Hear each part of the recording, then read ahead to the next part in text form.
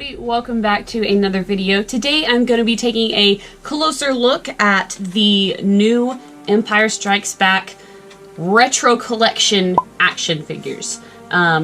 If some of y'all might recall, I did the review over the whole series of A New Hope Retro Collection figures about a year ago, actually. It was around this time, and I obviously didn't receive any kind of promotion box from Hasbro for these, so I've had to find them in the wild, and I must say that the distribution for this wave has been much better than the A New Hope wave, or Episode 4 wave. So that's really good for a collector's standpoint, good for me because I'm having to find them that way. And so yeah, I'm really excited. These definitely are figures that you either really like or you don't like at all. And I personally like them. I have these figures already loose in their original vintage form, but it's still cool to review them and see them how they would be brand new, because for collectors like me who obviously weren't born in the 70s or the 80s, I had no way of ever getting these on the pegs and seeing them brand new. I mean, you can buy them, of course, still mint on card, but it's going to be very expensive and you're not going to want to open it. And so, of course, this is the channel that opens things. So if you bought these guys and want to keep them in the package, here is the video for you so you can see how they look outside of the package. I will do it for you. So it is a really cool card. It is similar to the 40th anniversary 6-inch that we're doing right now with a kind of vintage style card. This one's a little bit more vintagey style, perhaps. There is no 40th anniversary sticker, so I don't really know. It goes along with the 40th anniversary of The Empire Strikes Back, but it isn't stickered that way, so I don't know. I don't know if you include it or not, but it is part of the Retro Collection. It's Wave 2. Since they started doing this, they absolutely have to do Return of the Jedi, and I also would not be mad if they do this form for the prequel trilogy. I think that would actually look really cool, because we've never seen those figures, obviously, in vintage style. Some people might hate that idea, but I like it. Anyways, and so we have Empire Strikes Back here. Lando Calrissian in orange right there, obviously, because he is first seen in Empire.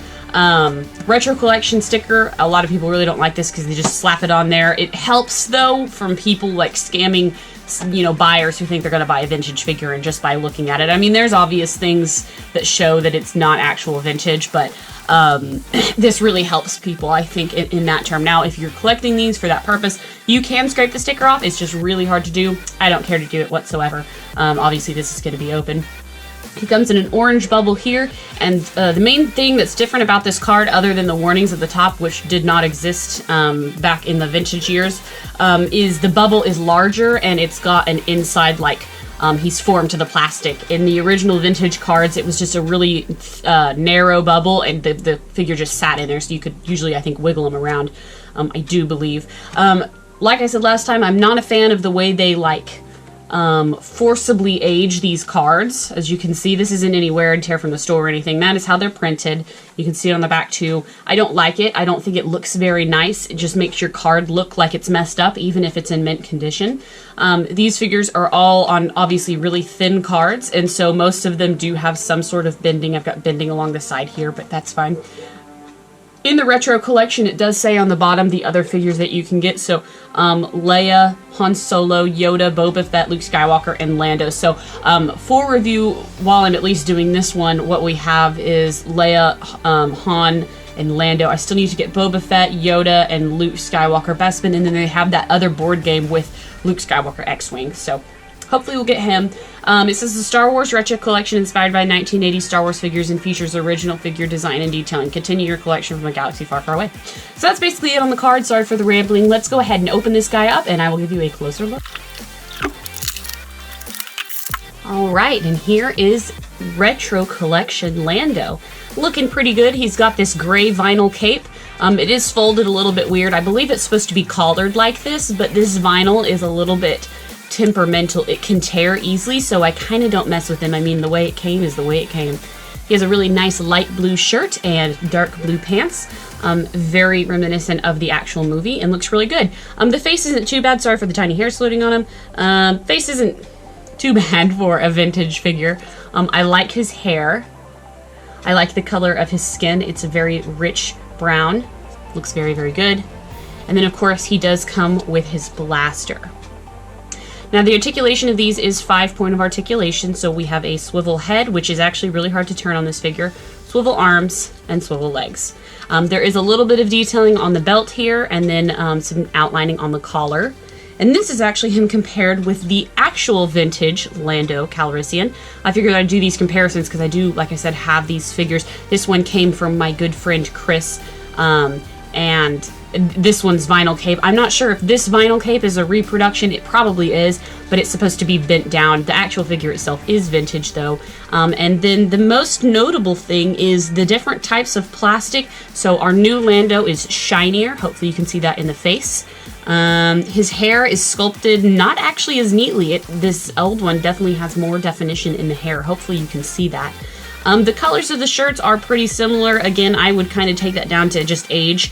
The molding in the shirt to give it some fabric actually looks a little bit better in the original vintage figure. Pants look good, belts look pretty good. I mean, again, a clean figure for sure.